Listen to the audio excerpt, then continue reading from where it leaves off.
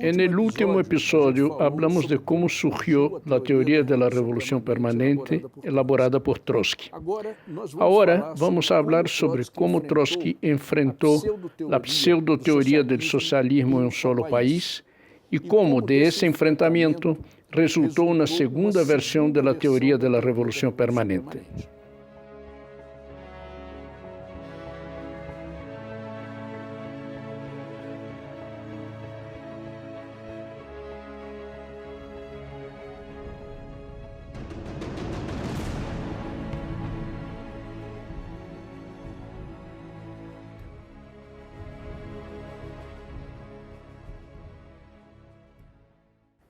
En 1924, con el proceso de burocratización del Estado soviético, comienza una campaña contra el trotskismo impulsada por la Troika que gobernaba la Unión Soviética.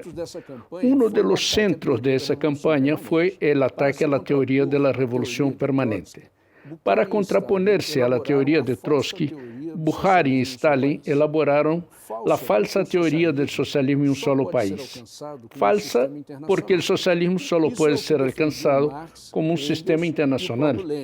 Eso es lo que defendieron Marx, Engels y el propio Lenin. Siguiendo la tradición marxista, Lenin y Trotsky creían que si un Estado obrero quedara aislado, terminaría derrotado por los países imperialistas, o en una guerra, o restaurando el capitalismo por la presión del mercado mundial.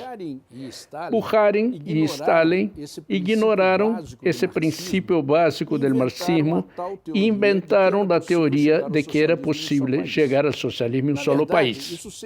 En realidad, eso servía para justificar el dominio de la nueva burocracia y su necesidad de paz y tranquilidad para así mantener sus privilegios. De acuerdo con esa teoría, la conquista del poder por el proletariado significaba el término de la revolución y inauguraba la época de las reformas nacionales. Esta falsa teoría también contenía una fuerte dosis de mesianismo nacional, o sea, el estilo del famoso destino manifiesto imperialista de los Estados Unidos. Stalin decía que Rusia, especialmente, podría alcanzar el socialismo aisladamente por sus particularidades excepcionales, como la extensión territorial y las enormes riquezas naturales del país. Al mismo tiempo, Stalin afirmaba que era posible una supuesta neutralización de la burguesía mundial, que más tarde, en los años 50, él transformó en la teoría de la coexistencia pacífica con el imperialismo. Esa política redundó en el pacto de Stalin con Hitler y también en los acuerdos contrarrevolucionarios de Yalta y Potsdam en la Segunda Guerra, que dividieron el mundo en áreas de influencia entre los Estados Unidos y la Unión Soviética. La política de construcción del socialismo en un solo país significaba, de hecho, renunciar a la perspectiva de luchar por la revolución socialista mundial. Peor aún, significaba subordinar la revolución internacional a la defensa de la Unión Soviética únicamente. Algunos años después, esa teoría pasaría directamente a justificar la defensa del capitalismo en el resto del mundo y la traición de la revolución en países como España durante la Guerra Civil. Como consecuencia lógica, llevó en 1943 a la disolución de la Tercera Internacional para tranquilizar al imperialismo. Pero antes de eso, en 1927, la Revolución China puso de nuevo en el centro de las atenciones la polémica entre la teoría de la revolución permanente y la vieja teoría menchevique de la revolución por etapas, como ellos habían defendido durante la Revolución Rusa.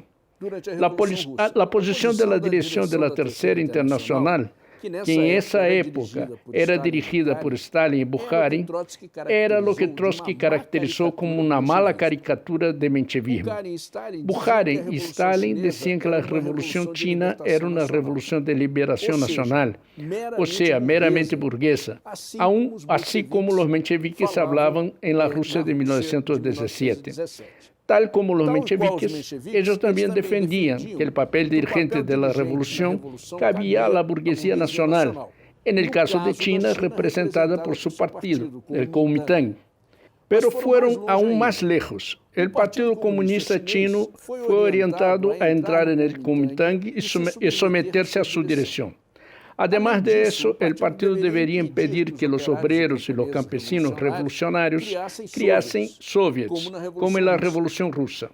El resultado fue trágico. La revolución y con ella el Partido Comunista fueron destruidos por las tropas del Kuomintang y 100.000 obreros fueron masacrados en las calles de Shanghái y Nanjing. La dirección stalinista de la Tercera Internacional se negó a hacer cualquier autocrítica por la política criminal aplicada en China. A partir de ahí, pasó a defender la teoría de la revolución por etapas, o sea, para ellos todos los países atrasados deberían hacer primero su revolución burguesa. En la segunda etapa, la revolución socialista que quedaría así para un futuro lejano. La lucha política y el balance trágico de la Revolución China llevaron a Trotsky a profundizar y generalizar su concepción sobre la teoría de la revolución. En 1928-29 escribe el trabajo La Revolución Permanente, donde desarrolla no solo su polémica contra la teoría del socialismo en un solo país, como elabora la segunda versión de la teoría de la revolución permanente, extendiendo su concepción, que inicialmente era sobre la Revolución Rusa, al ámbito mundial. Trotsky llega a la conclusión de que no existe más la división entre países maduros y no maduros para el socialismo. Él dice, con la creación del mercado mundial, de la división mundial del trabajo y de las fuerzas productivas mundiales, el capitalismo preparó el conjunto de la economía mundial para la reconstrucción socialista. Él explica los que serían los tres aspectos de la revolución permanente y incorpora la necesidad del Partido Revolucionario centralizado para el triunfo de la revolución socialista, incorporando la autocrítica que él hizo en relación con la posición de Lenin. Trotsky explica que el primer aspecto es la transformación de la revolución democrática burguesa en socialista y afirma, las tareas de la revolución democrática burguesa o de la revolución nacional libertadora solo pueden ser efectivizadas por medio de la dictadura del proletariado. La revolución será hecha por el proletariado, dirigido por un partido revolucionario centralizado. Establecida la dictadura del proletariado, esa dictadura tendrá que atacar el derecho burgués de propiedad. Trotsky resume así. La revolución democrática se transforma directamente en revolución socialista, tornándose, pues, una revolución permanente. El segundo aspecto se refiere a la dinámica de la revolución socialista propiamente dicha. La conquista del poder apenas inaugura la revolución, según Trotsky. Durante un periodo, todas las relaciones sociales se transforman en el transcurso de una lucha interior continua.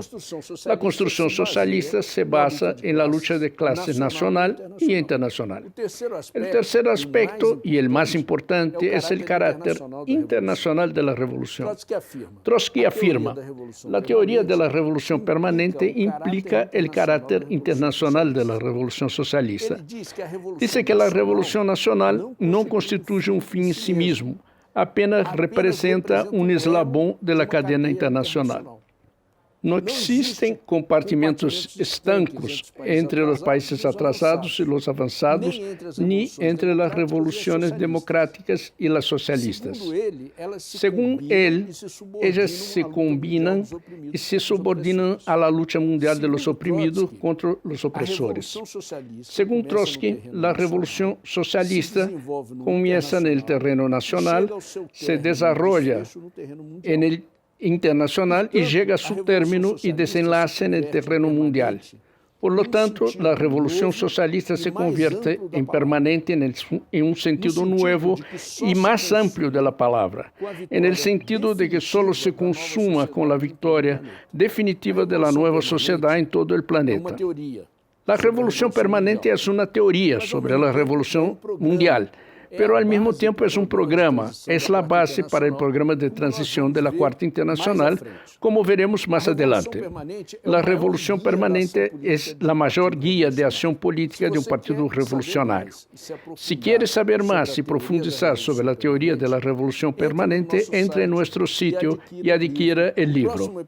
El próximo episodio será sobre la lucha de Trotsky contra el fascismo en Alemania.